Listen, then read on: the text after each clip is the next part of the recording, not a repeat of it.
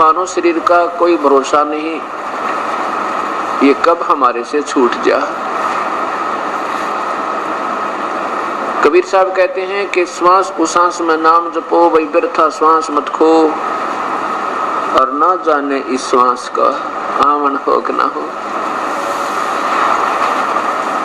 और फिर बताते हैं कि वह पृथ्वी पति चकवे गए जिनके चक्कर चलंत, ये रावण श्रीखे कौन गिने ऐसे गए अनंत। इसी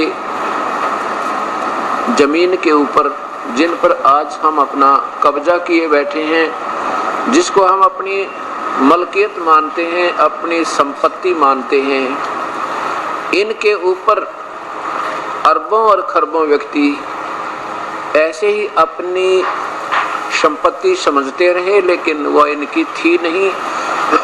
वो चले गए, संपत्ति ज्यों की त्यों यही है।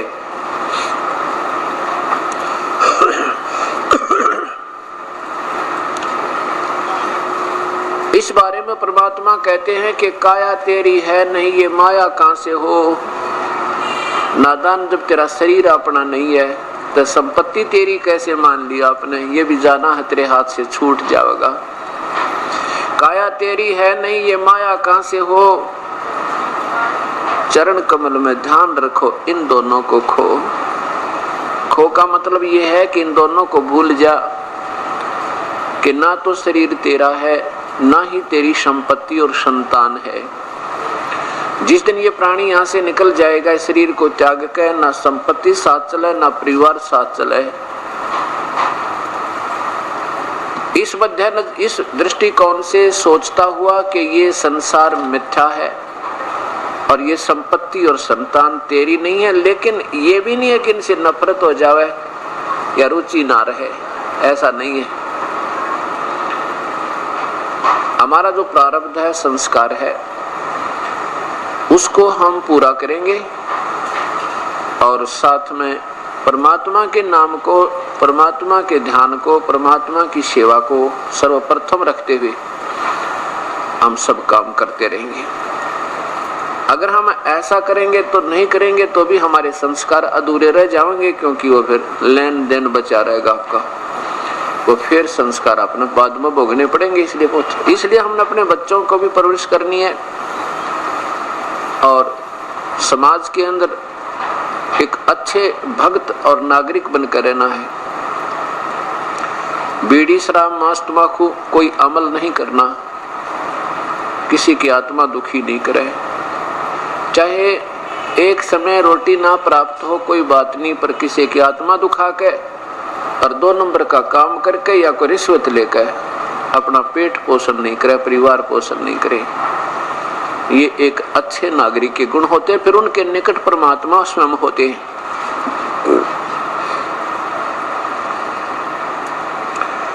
हमने अपने एक शुद्ध आचरण करके समाज में ये भी दिखाना है कि भक्त किसे कहते हैं।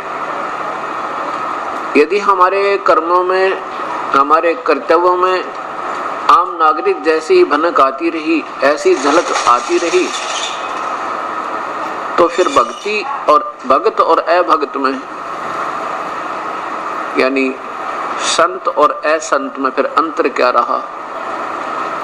आपस में प्यार तो रहे,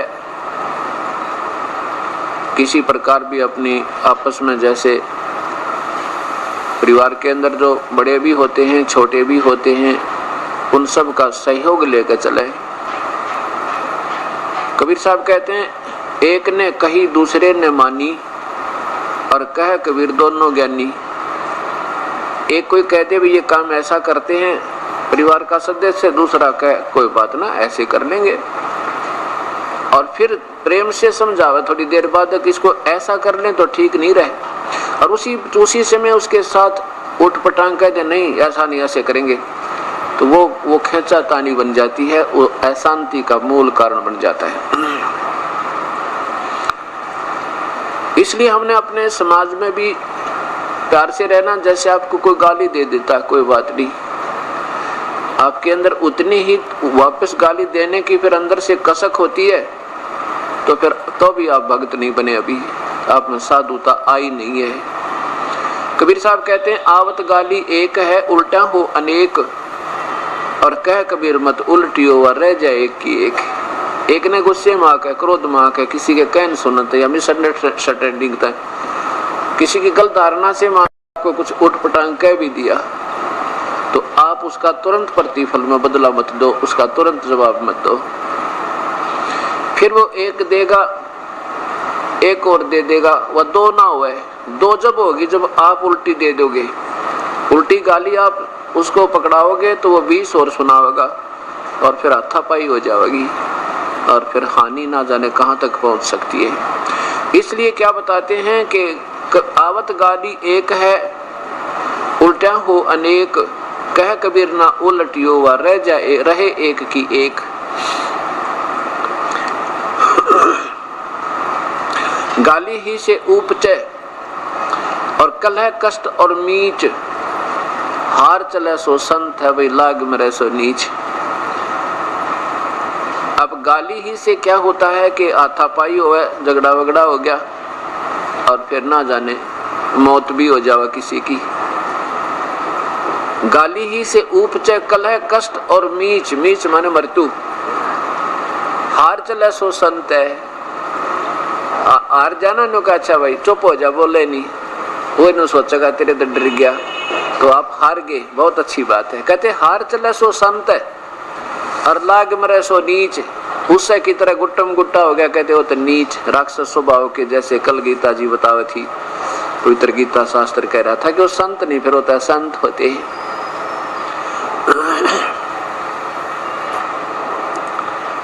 अब हमने अपने संस्कारों को भी पूरा करना है, साथ में अपने अंदर बहुत ज्यादा सुधार लाना है, ताकि आम समाज भी ये कहे भी भक्ति हो तो ऐसी संत भक्त हैं तो ये हैं जिनमें बीड़ी शराब मांस तंबाकू का कोई व्यसन ना हो और झूठ बोल के अपना धंधा नहीं बढ़ावे, किसी की आत्मा दुखाने के लिए झूठ ना बोले। अब जैसे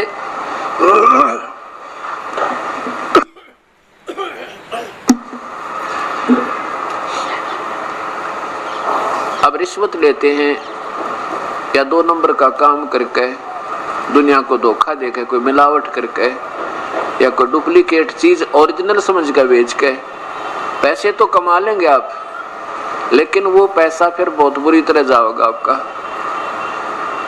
मन माने कोई बालक बीमार हो जावे या स्वयं को कोई बीमारी लग जावे, लाखों रुपए लगे और फिर वो पैसा भी जावे, अशांति भी, और साथ में जो जिस दुष्कर्म के से वो धन एकत्रित किया था वो पाप कर्म तो जो के तो जमा है आपके, और वो धन रहा नहीं जो आपने गलत तरीके तो अपनाया था, बल्कि कष्ट में होकर गया। इस प्रकार हमने इन बातों को ध्यान रखते हुए अपने अंदर बहुत सुधार लाना, क्योंकि परमात्मा का एक नियम है कि जैसे कर्म और साथ में जैसा भी आपका संस्कार जो भी आपको मिलना है, उस परमात्मा ने आपको बांट रखा एक जीवन में कि तुझे इतना धन मिलेगा, इतनी तेरी संतान होगी, इससे कम बत्ती नहीं हो सकता, चाहे कोई कितना शर पटक ले। उससे अधिक करने के लिए यदि हम चेष्टा करते हैं गलत तरीके से तो फिर वो बहुत हानि का कारण बनेगी। लेकिन प्रभु को याद रखते हुए, परमात्मा के संविधान को सामने रखते हुए अपना प्रयत्न जरूर करे, दैनिक कर्म अवश्य करता रहे, प्रभु पर छोड़ दे इसका लाभ और हानि। मान लीजिए आज आपको उपदेश मिल गया, आप 2-4 महीने के बाद फिर आते हो जी कोई लाभ तो नहीं हो रहा, ऐसा कोई प्रश्न करते हैं। आप लोग लाभ किसको मानते हैं कि धन घना आ जावे, रोजाना घनी कमाई होवे, पैसे घने आ जावे तो आप लाभ मानते हो। वैसे तो भक्ति मार्ग में जब आप सही मैच्योर हो जाओगे ना, जैसे कल बताया था, वो किसान की तरह ज्ञान योग युक्त हो जाओगे, फिर ये चीज कौन चाहो तुम धन घना आ गया थोड़ा, फिर तो नो सोचोगे आज सिमरन कम होया या ज्यादा, आज मेरा भक्ति का वो क्यों एक अंग रह गया जो मैं नहीं कर पाया, ये दुख होने लग जाएगा आपको। फिर भी ये परमात्मा वो पूर्ण ब्रह्म है, परमेश्वर पूर्ण ब्रह्म, कबीर साहब सतपुरुष, ये वो शक्ति है कि हमारे भाग्य से ज्यादा भी दे देगा और अच्छे तरीके से दे देगा। आपने 2 नंबर का काम करना भी नहीं पड़ेगा, विश्वास रखना अपने मालिक पे। अब जैसे आपने 4-5 महीने पीछे बताया, दास गुरुजी क्या को आके कहने लगे जी कोई लाभ तो ना होया। और पहले क्या होता था, पहले बताते थे जी बहुत नुकसान हो चुका है, हमने ये भी नुकसान हो गया, पशु भी बिगड़ गए, व्यापार भी कति चौपट हो गया, एक बालक बीमार हुआ था उसका कम से कम भी 1.5 लाख रुपया लग गया। अब ये सोचना कि आपको मान लीजिए व्यापार में या आपके घर में पैसा घना नहीं आ रहा है और वो फिर व्यर्थ भी नहीं जा रहा है, बीमार नहीं होता कोई, वो पशु बिगड़ने बंद हो गए, आनी बंद हो जाएगी, लाभ से थोड़ा ही हो जाइए, वो आपका घना है। क्योंकि उधर ज्यादा आता दिखाई दे रहा था, फिर एकदम इकट्ठा ही चला गया तो वो लाभ नहीं था, वो तो व्यर्थ था, अशांति और बनी। अब ये परमात्मा वो है, विश्वास रखना। कह कबीर सुनो विषादो, मैं तो हूँ विश्वास में। इतना विश्वास रखना कि जैसे एक समय की बात है, एक किसी नगरी में अपना 2 भक्त रहते थे। एक तो 40 वर्ष से साधना कर रहा था, दाढ़ी बढ़ा रखी थी, बड़े बड़े केस भी बने हुए थे और बहुत शांत स्वभाव का व्यक्ति था। और एक था 4 वर्ष से अभी भक्ति करने लगा था, 4 वर्ष ही उसको उपदेश लिए हुए थे और वो भी भक्ति कर रहा था। कहते हैं एक भगवान का दूत उनके पास आया करता और प्रभु की चर्चा वो दोनों, कभी पहले वो आता बड़े के पास, फिर आता छोटे, यानी बड़ा माने जो 40 वर्ष से साधना कर रहा था उसके पास बैठता, घंटा 1.5 घंटा भगवान की चर्चा महिमा गाता, फिर आता दूसरे के पास जो 4 वर्ष से साधना कर रहा था, उसके पास बैठता, चर्चा करते, प्रभु की चर्चा में उनके गुणगान में लीन रहते। एक दिन उस देवदूत ने भगवान से कहा कि प्रभु आपकी उस क्षेत्र में आपके 2 परम भक्त रहते हैं, उनको तो आपके बिना कोई दिखाई नहीं देता। प्रभु ने कहा भाई देवदूत, वो दोनों भक्त नहीं है, भक्त तो केवल एक है उनमें। तो देवदूत ने कहा कि भगवान वो होगा जो 40 वर्ष से बैठा आपके निमित्त। भगवान ने गर्दन हिलाई कि नहीं, वो नहीं है, वो जो 4 वर्ष से बैठा है ना वो है भक्त, वो सही लक्षण है उसमें साधु के। अब देवदूत के मन में यह बात समझ में नहीं आई कि भगवान के मेरी बात समझने में फर्क रह गया शायद। कहने लगे जी नहीं वो 40 वर्ष वाला है ना, हाँ, तो असमंजस में पड़ गया। तो भगवान जान गए कि देवदूत के मन में वह बात समाई नहीं मेरे वाली, क्योंकि ये सोच रहा है कि 40 वर्ष से जो बैठा है ना साधना में लग रहा है ये सही भक्त है। तब प्रभु ने कहा क्यों भाई देवदूत, मेरी बात नहीं आपको समझ में आई कि 40 वर्ष वाला साधक सही नहीं है, उसमें पूरे लक्षण नहीं है भक्त के। देवदूत ने कहा कि ऐसी कोई बात नहीं प्रभु, आपकी बात ऐसा तो हो ही नहीं सकती, लेकिन मेरी बुद्धि तुच्छ है, मैं इसको समझ नहीं पा रहा आप किस बात कह रहे हो। तब प्रभु ने कहा कि ऐसा करना देवदूत, आज ते देर से जाना उनके पास, और देर से जावे तो फिर वो कारण पूछेंगे देर से आने का, फिर तू ऐसे ऐसे बताना, और फिर वो क्या उत्तर दे मुझे बताना। फिर आप निर्णय करना कौन संत है, कौन असंत है, कौन भक्त है, कौन है भक्त है।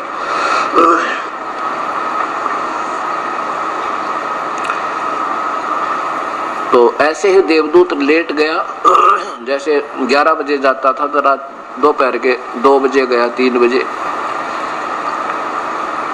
अब पहले पहुंचा उसी पुराने भक्त के पास जो 40 वर्ष से बैठे थे, उसके पास जा पहुंचा तो नमस्कार हुआ और उस 40 वर्ष वाले साधक ने देवदूत से पूछा कि हे देवदूत, आज इतनी देर कैसे लगा दिया आपने? आपके बिना तो मैं तड़फ रहा था। आप आते थे, घंटा 2 घंटा प्रभु की चर्चा होती थी, बड़ा अच्छा लगता था। अब तो आज तो मुझे बेचैनी हो रही थी और आप ही की राह जो रहा था, क्या बात होगी, क्या कहानी बनेगी, क्यों नहीं आए, क्या हमारे से नाराज तो नहीं होगे? अब उस देवदूत ने कहा कि भाई बात ऐसे है, आज भगवान ने एक अचरज किया और उसका समय रखा था भाई 2 बजे का, कि 2 बजे भगवान प्रभु एक अचरज करेंगे, ऐसी लीला करेंगे। मैंने सोचा इसको देख कर ही चलूं ताकि आपको भी बता दूं। तो उसने पूछा कि क्या किया प्रभु ने ऐसा, हमें भी बताओ। कि प्रभु ने आज एक हाथी को सुई की नोक के अंदर से आर पार कर दिया। तो वो साधक कहने लगा, वो 40 वर्ष से लगा हुआ साधक कहने लगा कि देवदूत थोड़ी झूठ बोलो ताकि किसी का समझ में आ जावे, इतनी झूठ नहीं बोला करते, एक गपोड़ नहीं पहला करते, सुई की नोक में कभी हाथी निकल सके। तब उस देवदूत ने सोचा भाई सचमुच मेरा आइडिया गलत था, भगवान का ठीक था, मेरा जो विचार था बिल्कुल तुच्छ है, प्रभु बिल्कुल ठीक कह रहे थे कि वो तो बिल्कुल पशु बैठा है, डांगर है निरा। जिसने भगवान पे विश्वास नहीं फिर किस लिए साधना कर रहा नादान, तू उठ कर चला गया। ने बोला तेरे तो दर्शन भी अच्छे को नहीं। जिसने विश्वास प्रभु पे नहीं है, परमात्मा ये नहीं कर सकता, परमात्मा वो नहीं कर सकता, तो वो फिर प्रभु की तलाश किस लिए कर रहे हो? जब अपने जैसा पाए जाए और वो अपने जैसा ही कुछ करे नहीं सकता, ऐसी अनहोनी वो नहीं कर सकता, तो प्रभु नाम क्यों है उसका? उठ कर चल पड़ा। फिर आया दूसरे के पास जो 4 वर्ष से साधक था, उसने भी यही कारण पूछा कि देवदूत आज बहुत लेट आए, देर से आए, क्या बात होगी, कोई मेरे से गलती होगी क्या जिससे आप नाराज हो गए हो? मैं तो यही चिंता कर रहा था और आपकी राह जो रहा था, मुझे तो बेचैनी हो गई थी कि क्यों नहीं आए। 2 घंटे ईश्वर चर्चा होती थी, आपके सारे हमें भी गुणगान करने का सुअवसर मिला था। अब देवदूत ने कहा भाई क्या बताऊं तो किसी का जच्चा नहीं, और बताए बिना मेरा पच्चा नहीं, बताऊंगा जरूर, हक बता दो, क्यों नहीं बताओ, कुछ भी है। आज देर होने का कारण ये हुआ कि भगवान ने 2 बजे, प्रभु ने आज 2 बजे का चर्च करना था और मैंने सोचा वो देख कर चलूं ताकि उन भक्तों को भी बताऊं। और क्या किया वो प्रभु ने ऐसा कि भाई भगवान ने ना, प्रभु ने हाथी को सुई की नोक के अंदर से आर पार कर दिया। भाई मैं तो बड़ा समंजस में पड़ा देख के उसको। तो वो 4 वर्ष वाला साधक कहता है बस प्रभु काट दे सारी पृथ्वी ने सुई की नोक में गए, आप हाथी की बात करो। ये क्या असर हुआ?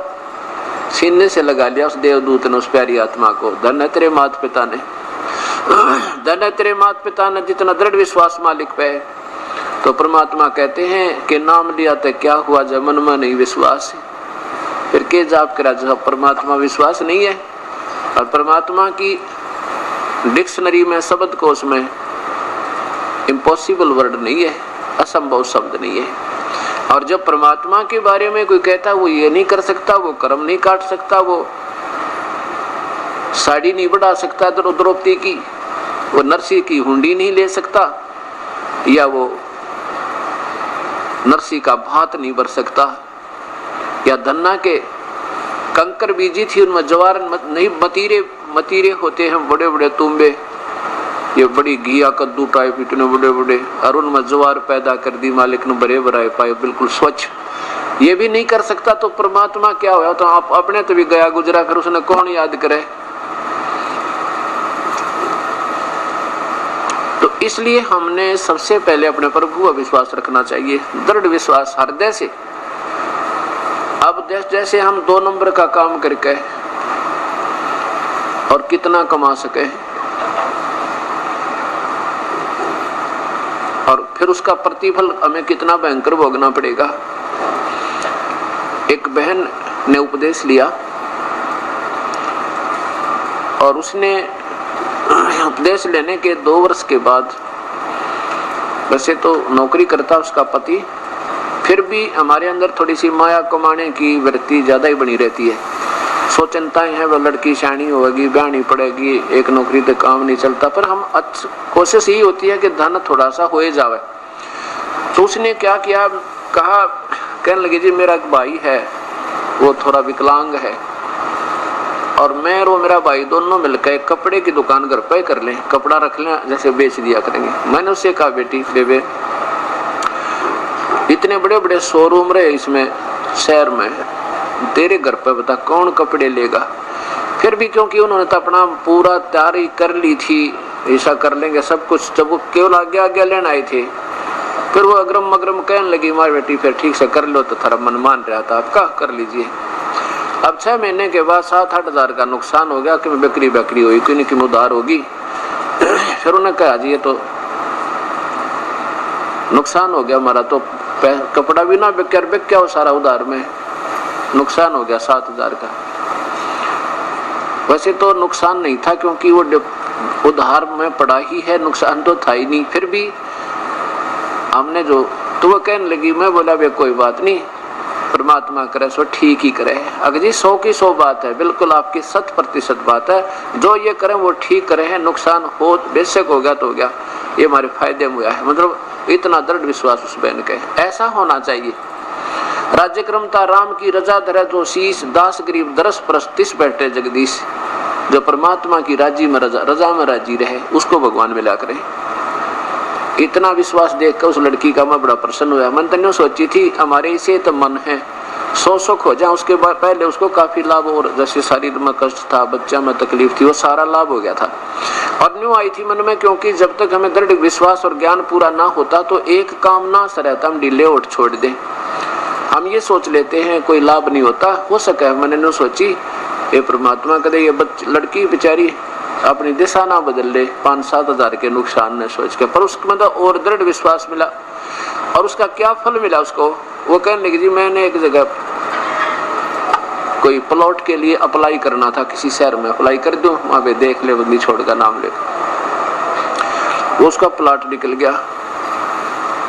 गया तो उसने उसके ऊपर भी फिर किसी ने जाल साजी कर ली थी, वो भी गया होता। फिर एकदम मालिक ने दया करी, उसको किसी ने बता दिया कि तेरा तो प्लॉट रीसेल होने वाला था, वो भी कृपा बख्शी मालिक ने। फिर जब उसने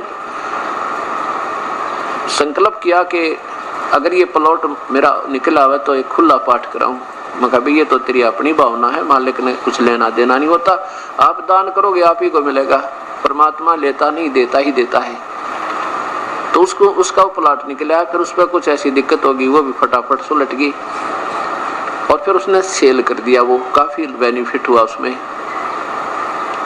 इतना हुआ कि वर्णन नहीं कर सकते। और अब उसने खुला पाठ जींद में रखवा रखा, जो 16 से 19 को होगा। अब उसको बता बेटी, अगर तू उस दिन आप ढीले उठ छोड़ जाती है ना, कि लाभ हुआ 7,000 का नुकसान हो गया, तो सारी उम्र त्रिज्ञों की नो दुर्गती रहो और भगवान दूर हो जाता, भक्ति में भाव नहीं, परमात्मा से दूर हो जाती। और तेरे उस दृढ़ विश्वास ने देखकर जो आपने ये विचार जो कहे, मैं गदगद हो गया था उस दिन के, कितनी अच्छी बात की इस लड़की ने, जरा सा भी मन में शिकन नहीं आई, और आज तेरे कितने ठाठ कर दिए। जब जो अब इस पाठ के ऊपर कितना पैसा लगा है, इसमें पैसा लगावेगी 5 दिन 4 दिन में, तो उसका बेनिफिट और कितना होया होगा हिसाब लगाना। और उसको तो मेरे ख्याल सारे जीवन में नहीं कमा सका थी 2 नंबर के करके। ऐसा विश्वास हमने इस कबीर परमेश्वर रखना चाहिए। कहते हैं ना जाने किस मार्ग से परमात्मा और कैसे रजा बख्श दे, छप्पर पाड़ के दिया कर भगवान, यूं ऐसे देता है। तो ऐसे अब उस बहन की, उस परिवार की बहन नहीं, वो पति भी उसका जो कहते हो उससे भी 21 श्रद्धा के साथ लगा हुआ है। अब उस परिवार में कितनी श्रद्धा प्रभु की बड़ी होगी और ज्यादा, और कितना भाव बनेगा, दिन रात याद आओ मालिक। तो ये वो कबीर परमात्मा है कि यदि हम इसके हर नियम पर खरे उतर जाएंगे तो फिर देखियो ये है वो भगवान जो सदा सुखदाई, सदा सहाई परमेश्वर, कर्मों के बंधन को काटने वाला, सतलोक ले जाने वाला, काल की कारागार से छुटवाने वाला, आयु जीव की उम्र बढ़ाने वाला, और सतलोक में पहुंचाने वाला ये कबीर देव है, कबीर परमेश्वर है, पूर्ण ब्रह्म है, सारी सृष्टि का रचनहार है। तो इस प्रकार हमने परमात्मा को और सत्संग को एक नंबर पर रखना पड़ेगा इस मार्ग में, यदि सफल होना है परमात्मा के में। हम थोड़े से चिंतित ज्यादा हो जाते हैं, आसपास सत्संग होता है और सोचते रहते हैं आज नहीं कल चलेंगे। एक भगत जी कह रहा था, जी यह बात तो मेरा पक्की अक्ल लागी कि आसपास सत्संग हो तो मैं डटू नहीं आया करूंगा, चाहे 100 काम छोड़ने पड़े। एक बार क्या था कि जींद खुला समागम हो रहा 5 दिन का, पहले थोड़ी संगत थी, 10-15 हजार होगी ज्यादा से ज्यादा। तो उसने सोचा भी पहले हम 7 दिन का भी करते थे, कभी 5 दिन का भी करते थे, 7 दिन का सत्संग था। उसने सोचा और छुट्टी ले ली, छुट्टी भी नहीं मिल रही थी, नौकरी सरकारी नौकर था। मैं बोला जी ऐसी स्थिति थी कि इलेक्शनों का कोई टाइम था और छुट्टी नहीं मिल पा रही थी, और वो छुट्टी भी मिल गई, रजा हुई मालिक की, ऐसी कृपा बख्शी। और फिर भी ढीले उठ छोड़ गया, ने सोचा पीछे से चलूंगा लास्ट के 3 दिन में, इतने पहले क्या करूंगा जाके। वो कहने लगा जी मेरे मन में इतनी आई थी, इतने में एक रिश्तेदार आ गया। जिस दिन मैंने चलना था उस दिन नो सोच ली फिर चलेंगे, फिर चलूंगा 2 या 3 दिन पहले, 4 दिन पहले चल पड़ूंगा, अभी क्या करूंगा। इतने में एक रिश्तेदार आ गया और बहुत निजी, वो कहने लगा मैंने एक भैंस मोल लेनी है और भैंस दिला। अब उसके साथ हो लिया, पहले तो सारे गांव में घूमया, फिर दूसरे गांव में गया, फिर किसी डेयरी में गया, वहां भी बात नहीं बनी। फिर 100 किलोमीटर पहुंचे, किसी ने बताई वहां एक जोटी में देखा था भैंस बहुत बढ़िया, वहां पहुंच गए। 7 दिन में धक्के खा के न्यू के न्यू आगे, ना तो वह भैंस मिली और सत्संग सुन पाया ना, और कम से कम 1500 रुपये घर तक ला दिए। और वहाँ जो है ना जाने कितना रुकना पड़ा, कितना स्टेशन पर रात काटी, कितना किसी के अजनबी का रुकांगे तो ऐसे स्थान पर हो क्या करे जहाँ पर भैंस पे पशु बंध रहे थे, वहाँ पड़े सारी रात, मच्छर नारे खावा, टाइम पर टूक मिला ना। जब मेरे याद आई है परमात्मा, देख के गलती बनी मेरे थे। अगर मैं उस पहले दिन जाना था, उस दिन निकल जाता, अगर उसी दिन चला जाता, जैसे आज समागम प्रारंभ होना था और उससे पहले दिन आने का फर्ज बना था, नहीं उस दिन तो सुबह सुबह चलना था। तो ने बोला जी शाम ना आ गया, सुबह मटोड़ कर गया, शाम ना बैठा बटे बहन का। वो तो भैंस तो बाद में भी दिलाई जा सके थी, पर यो मेरा जो है ना, उस दिन के बाद मुझे ये विश्वास हो गया कि मालिक के काम को 1 नंबर पे, बाकी 2nd नंबर पे। तो इस प्रकार ऐसे ही जब हम पूर्ण विश्वास करेंगे प्रभु पे, तो अपने आप इस मार्ग में अग्रसर हो जाएंगे।